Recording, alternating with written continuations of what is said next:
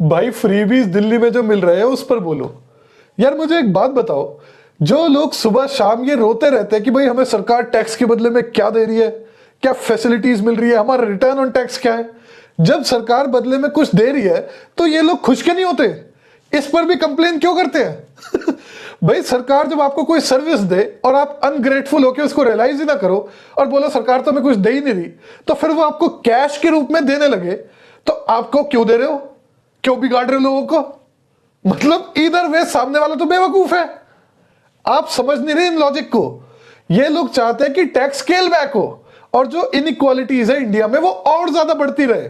ये इनका main purpose है। ये जो बोलते हैं ना कि बाहर के देशों में तो फ्री हेल्थ केयर मिलता है, तुमने कब कैंपेन करा इंडिया में कि फ्री हेल्थ केयर होना चाहिए फॉर ऑल?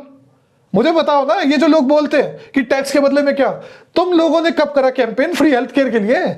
और हेल्थ केयर फ्री हो भी जाएगा ना तो ये पता क्या कहेंगे फिर, हमारा तो मंथली प्रीमियम बैठता 4,000, हम लाख में क्यों टैक्स भरे? एक हेल्थ केयर ही तो मिल रहा हो तो हम प्राइवेटली खरीद लेंगे। समझा आप इस परनीशियसनेस को? और रीडिस्ट्रीब्यूशन की असली स्टोरी ये नहीं है फ्रीबीज, असली स्टोरी ये है। ये ग्राफ देखो, 1980s के बाद से आप देखोगे टॉप 10% का इनकम शेयर, ये जो ब्राउन में है, ये कहां से कहां चला गया। और जो बॉटम 50% है, सबसे नीचे आप देखोगे 80s के बाद वो कहां जा रहा है। जो मिडिल 40% है उनका शेयर ज्यादा हुआ करता था टॉप 10% से, जो कि अराउंड 1997 या 2000 के बीच में उनसे नीचे जाना स्टार्ट हो गया। और आज डाइवर्जेंस देखो कितना है, टॉप 10% के इनकम शेयर में वर्सेस बॉटम 50% और मिडिल 40%। अगर सो कॉल्ड फ्रीबीज इतना ही डिसइंसेंटिवाइज कर रही है, इतना ही ज्यादा शोषण हो रहा है टॉप 10% का, तो भैया ये इनकम शेयर बढ़ता कैसे चला जा रहा है? इसकी तो कोई बात ही नहीं कर रहा। फ्रीबीज किसको मिल रही है systematically before government is doing redistribution? ये देखो ना, किसका इनकम शेयर बढ़े जा रहा है? टॉप 10% का। किसका डिक्लाइन हुए जा रहा है? बॉटम 50% का, मिडिल 40% का। लेकिन सबसे ज्यादा गालियां किसको पड़ रही है कि कौन फ्रीबीज ले लेके बिगड़ चुका है? Bottom 50%, middle 40%। ये गेम समझे आप? नहीं समझे तो मैं आपको यूएस का एग्जांपल देकर समझा देता हूं, जहां ये चीज बहुत ज्यादा एक्सटेंसिवली स्टडी हो चुकी है।